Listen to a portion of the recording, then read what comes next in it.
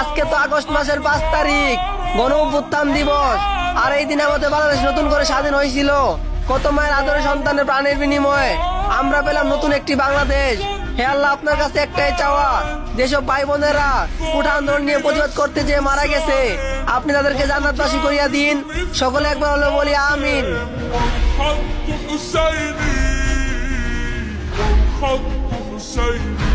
পলাশির প্রান্তর থেকে 260 বছর পরে হলো নতুন করে এই দেশের মানুষ আবার জাগবে, আবার প্রতিবাদ করবে।